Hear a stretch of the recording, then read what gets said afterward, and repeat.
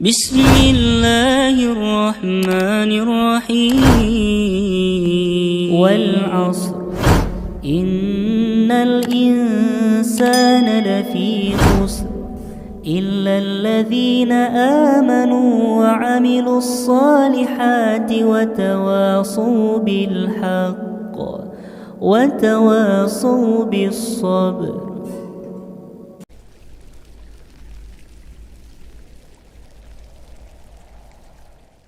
Kaum muslimin yang dirahmati oleh Allah Subhanahu wa taala, yaitu tadi beberapa cara ketika kita meruqyah orang lain. Ya, bisa kita dengan cara kita tiup, ya, setelah kita bacakan kita tiup pada bagian tubuhnya, bisa ketika meniupnya ini dengan keluar air liur sedikit ataupun dengan air liur yang banyak. Ya, tapi tentunya kita lihat ya maslahat dan mafsadatnya. Kemudian yang kedua bisa juga dia dengan air liur kita ludahkan ke tangan kita, kemudian kita tempelkan ke tanah, ya, ataupun kita ludahkan ke tanah air liurnya, kemudian kita ambil tanah tersebut kita letakkan di bagian yang sakit, kemudian sambil dibacakan ayat-ayat Al-Quran. Ataupun juga bisa dengan dipegang langsung di bagian yang sakit, pegang bagian sakit langsung sambil langsung dibacakan. Ataupun boleh juga dengan melalui kita air, ya, kita ambil air kemudian kita bacakan di air tersebut, kemudian kita minumkan kepada si pasien, ya, kepada orang yang kita ruqyah tersebut, ya. Dan ini biasanya akan ada reaksi-reaksi tersendiri ketika seseorang ya melakukan ruqyah ini, ya, meminum air ruqyah ini. Ya, ada yang dia nanti terasa mual, ada dia nanti tiba-tiba ingin muntah, ada dia nanti tiba-tiba panas, ya, sampai parahnya nanti akan langsung kesurupan. Ya, walaupun hanya kita suruh minum air ruqyah, ya, kalau memang jin yang ada dalam tubuhnya ini memang sudah menguasai seluruh tubuhnya, biasanya dia ketika hanya minum air ruqyah tersebut, ya, dia akan langsung kesurupan karena memang ya kondisinya itu dia sudah sangat parah, ya. Kemudian kita akan memulai, ya, dari mulai bacaan apa saja ataupun ayat-ayat apa saja yang bisa digunakan untuk meruqyah, ya. Intinya adalah semua ayat-ayat Al-Quran itu bisa digunakan untuk meruqyah. Ya, semua ayat-ayat Al-Quran itu bisa digunakan untuk meruqyah. Akan tetapi terkadang ada jin-jin ini yang mereka terasa ataupun mulai bereaksi ketika dibacakan pada ayat-ayat tertentu. Ya, misalnya ada jin ini terkadang ketika kita bacakan Al-Fatihah dia langsung bereaksi. Ya, dan juga ada terkadang jin ini kita bacakan surah Al-Fatihah berulang-ulang akan tapi dia tidak bereaksi apa-apa. Kemudian ketika kita bacakan, ya, misalnya ayat kursi, baru dia ada reaksi. Nah, ini yang sering terjadi. Ya, makanya kemudian para ulama ya menyebutkan, mengumpulkan ya ayat-ayat yang ada reaksinya ketika ayat-ayat ini dibacakan. Ya, ada yang surat-suratnya ini diambil dari hadis-hadis Rasulullah Sallallahu Alaihi Wasallam. Ya, ada juga yang dia sesuai dengan pengalaman dari peruqyah tersebut. Ya, ada yang modelnya seperti itu. Ya. Kemudian di sini penulis menyebutkan ya tata cara memulai terapi ruqyah. Yang pertama beliau menyebutkan letakkan tangan Anda di kepala si penderita. Tadi kita sudah sebutkan bisa di bagian kepala ataupun bisa di bagian dada ataupun bisa juga pada bagian yang sakit. Kemudian bacakan ayat-ayat di bawah ini di telinganya secara tartil ataupun perlahan. Sini sangat banyak sekali ya surat-suratnya kita akan sebutkan. Yang pertama dia membacakan surah Al-Fatihah. Ya, surah Al-Fatihah ya mungkin bisa dicatat ya bagi para pemirsa semuanya. Yang pertama adalah surah Al-Fatihah ya ayat 1 sampai 7. Kemudian yang kedua itu ada surah Al-Baqarah ayat 1 sampai 5 ya alif lam mim dzalikal kitabul la raiba fih ya sampai wa ulaika humul muflihun. Kalau mau dilanjutkan lagi juga tidak masalah seperti itu. Misalnya mau dia baca semua surah Al-Baqarah boleh. Nah, ya, jadi tiap surat yang kita sebutkan ini bisa dia dibaca berulang-ulang. Jadi tidak ada batasannya berapa kali diulangnya. Kemudian yang selanjutnya surah Al-Baqarah ayat 163 sampai 164. Ya, 163 sampai 164. Ya, wa ilahukum ilahu wahid, ya, sampai dengan la ayatil liqaumi ya'qilun. Kemudian yang selanjutnya adalah surah Al-Baqarah ayat 255 sampai 257. Ya, ayat kursi dari atas kemudian sampai 257. Jadi 255 sampai 257.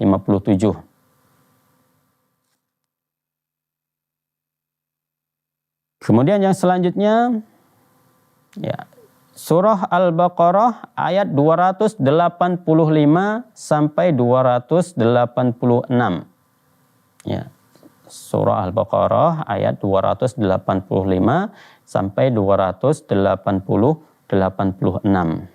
Ini amana rasulu bima unzila ilaihi mir rabbihi wal mu'minun, ya, sampai habis. Ini adalah surah ayat terakhir, ya, 2 ayat terakhir dari surah Al-Baqarah. Kemudian yang selanjutnya ada bacakan surah Ali Imran ayat ke-18 sampai ayat 19. Ya. Quran surah Ali Imran ayat 18 sampai 19. Syahidallahu annahu la ilaha illahu, ya, sampai fa innallaha sari'ul hisab. Kemudian yang ketujuh, ini ada surah Al-A'raf ayat 54 sampai 56. Ayat 54 sampai 56. Inna rabbakumullahu alladzi khalaqas samawati wal arda fi sittati ayyam, ya, sampai inna rahmatallahi qarib minal muhsinin. Kemudian yang ke-8 ada surah Al-Mu'minun ayat 115 sampai 118. Ya, afa hasibatum annama khalaqnakum abatsan. Ya, ini yang sebagaimana yang dibacakan oleh Abdullah bin Mas'ud, ya, kepada orang yang sakit. Ya, sebagaimana kesempatan sebelumnya kita sudah membahas hal ini. Ya, surah Al-Mu'minun ayat 115 sampai 118. Ya, kemudian yang selanjutnya ada surah As-Saffat ayat 1 sampai 10. Ya, ini bagi orang yang mungkin ingin meruqyah orang lain bisa, ya, ayat-ayat ini dibacakan. Ya, surah As-Saffat ayat 1 sampai 10. Kemudian yang selanjutnya, ya, ada surah Al-Ahqaf ayat 29 sampai 32. Ya, surah Al-Ahqaf ayat 29 sampai 32. Ya, kemudian selanjutnya yang ke-11, ya. Ya, surah yang ke-11 adalah surah Ar-Rahman ayat ke-33 sampai 36. Ya, yang ke-11 surah Ar-Rahman ayat 33 sampai 36. Kemudian yang ke-12, ya, yang ke-12 adalah surah Al-Hasyr ayat 21 sampai 24. Ya, surah Al-Hasyr ayat 21 sampai 24. Kemudian yang ke-13 itu ada surah Al-Jin. Ya, surah ke-13 surah Al-Jin ayat 1 sampai 9. Kemudian yang ke 14 itu ada surah Al-Ikhlas ayat 1 sampai 4. Kemudian yang ke-15 itu ada surah Al-Falaq ayat 1 sampai 5. Yang ke-16 itu ada surah An-Nas ayat 1 sampai 6. Ya, jadi inilah ya beberapa surah atau beberapa ayat ruqyah yang sering dibacakan oleh para peruqyah. Ya, tapi kalau saya tidak semua ya surah ini saya bacakan. Ya, tapi kalau saya biasa membaca ya ketika meruqyah ya saya itu tidak semua surah-surah ini saya bacakan, tapi saya biasa membaca itu lebih banyak lagi saya bacakan tuh surah Al-Fatihah. Itu kadang saya ulang-ulang terus sampai 10 kali, kadang sampai 15 kali saya ulang-ulang terus. Ya, karena itu yang mudah. Nah, jadi ruqyah ini adalah sesuatu yang mudah, tidak sulit. Makanya sebetulnya semua orang ini bisa meruqyah. Ya, kalau biasanya saya baca ya mulai dari surah Al-Fatihah, kemudian surah Al-Baqarah ya ayat 1 sampai 5, kemudian ada surah Al-Baqarah juga ayat 102 ya wattaba'u ma tatlus syayatin ya sampai selesai. Ya, kemudian ayat kursi, kemudian 2 ayat terakhir dari surah Al-Baqarah. Ya, kemudian juga saya ambil juga dari surah Al-Jin. Ya, terkadang juga saya ambil dari surah Al-Hasyr.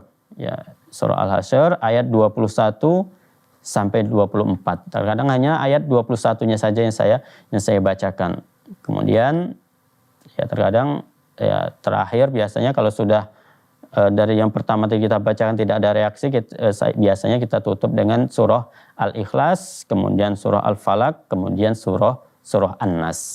Nah, kalau ketika kita bacakan ayat-ayat Al-Quran ini akan tapi tidak ada reaksi apa-apa, ya maka bisa jadi orang ini memang tidak ada gangguan jinnya, ataupun memang orang ini perlu berkali-kali untuk meruqyahnya.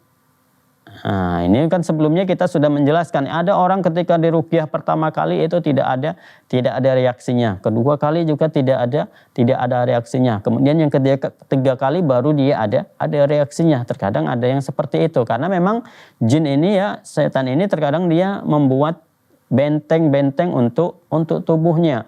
Ya sama seperti kerajaan ketika ada peperangan mereka akan membuat benteng-benteng yang berlapis-lapis ya, lapis pertama, lapis kedua sampai lapis ketiga. Ketika memang bentengnya ini sudah hancur semua maka baru mulailah dia ada reaksinya. Ya, maka seperti itu juga ketika kita meruqyah orang lain.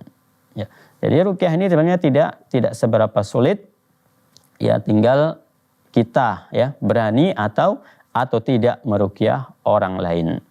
Kemudian di sini penulis menyebutkan bacaan ruqyah ini memberikan pengaruh terhadap jin. Ya, ayat-ayat yang 16 ya, 16 surah tadi yang sudah kita sebutkan, 16 ayat-ayat ruqyah tadi yang sudah kita sebutkan ini akan memberikan pengaruh terhadap jin tersebut. Ada kalanya dengan mengusirnya dan menjauhkan ataupun menarik dan menghindarkan. Mengusir dan menjauhkan jin maksudnya mengusir jin dari tubuh si penderita sebelum dia berbicara ataupun berkata-kata. Jadi sebelum jin tersebut berkata langsung terusir dengan ayat-ayat yang kita bacakan. Sehingga Allah Subhanahu wa taala melindungimu dari kejahatannya. Karena kalau jin ini dia berkata-kata kemudian kita kita tanggapi ucapannya tersebut, ya bisa saja jin tersebut ya memberikan nantinya mudarat kepada kita dengan menyesatkannya. Nah, sekarang ini banyak sekali orang-orang ketika meruqyah ini banyak berbicara dengan jin. Jadi kita kurangi, kalau bisa kita kurangi ketika kita meruqyah. Ya kemudian dia ada reaksinya, jin tersebut ngomong-ngomong entah apa yang dibilangnya, sudah tidak usah kita perhatikan. Ya biarkan saja, kita bacakan terus, kita fokus untuk membacanya. Ya, karena kalau kita tidak fokus untuk membacanya, ya inilah jin mencari celah yang lain untuk menyesatkan manusia. Kemudian menarik dan menghadirkan jin, yaitu mengguncangkannya dalam tubuh si penderita dan mendesaknya untuk berbicara denganmu. Dan ini sebagaimana kita sebutkan, kalau untuk peruqyah yang pemula, ya ini kalau bisa jangan dilakukan ketika mengajak berbicara, berkomunikasi dengan jin. Ya, walaupun peruqyah yang sudah lama berpengalaman, kalau bisa dikurangi berinteraksi dengan jin. Jadi kaum muslimin yang dirahmati oleh Allah Subhanahu wa taala, ya insyaallah ya kita akan lanjutkan ya pembahasan kita nantinya ya pada episode selanjutnya. Dan ya semoga apa yang kita sampaikan di kesempatan kali ini dapat bermanfaat untuk kita semua. Kita memohon kepada Allah Subhanahu wa taala, semoga Allah Subhanahu wa taala melindungi diri kita semuanya dari gangguan-gangguan jin dan syaitan. Kita tutup dengan doa kafaratul majlis. Subhanakallahumma bihamdika asyhadu an la ilaha illa anta astaghfiruka wa atubu ilaik. Wassalamualaikum warahmatullahi wabarakatuh.